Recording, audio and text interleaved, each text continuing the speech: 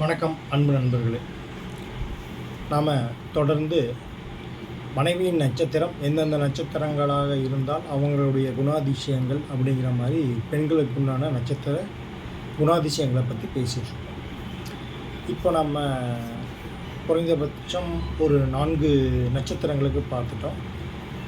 மேலும் வரக்கூடிய காலங்களில் மீதி இருக்கிற நட்சத்திரத்தை பார்ப்போம். இப்போ நம்ம பார்க்கக்கூடிய நட்சத்திரமாக வர்றது சதய நட்சத்திரம். இந்த சதய நட்சத்திரத்தில் பெண்கள் பிறந்திருந்தால் அவர்களுடைய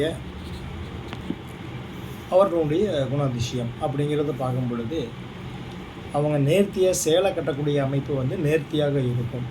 எல்லாருமே சேலை கட்டுறது ஒவ்வொரு விதமாக இருக்கும். இருந்தாலும் இவங்க கட்டும் பொழுது அந்த சேலையினுடைய நேர்த்தி சிறப்பாக இருக்கும். அதே மாதிரி குலதெய்வ வழிபாடு அப்படிங்கிறத பார்த்துட்டிங்கன்னா இவங்க மிகச்சிறப்பாக செய்யக்கூடிய தன்மை.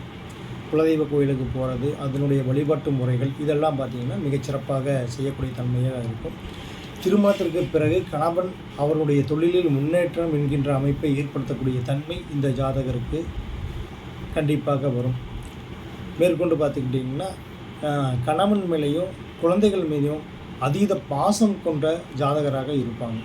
யார் இந்த சதயம் நட்சத்திரத்தில் பிறந்த பெண்ணாக இருந்தால் மேற்சொன்ன அனைத்து விஷயங்களும் நடக்கக்கூடிய தன்மை இருக்கும். அதே மாதிரி அவங்க திடீர்னு ஹாஸ்பிட்டல் போகிறது, இந்த மாதிரி உடல் அசௌகரியம் அப்படிங்கிற மாதிரியெல்லாம் இருக்கக்கூடிய தன்மை கிடையாது.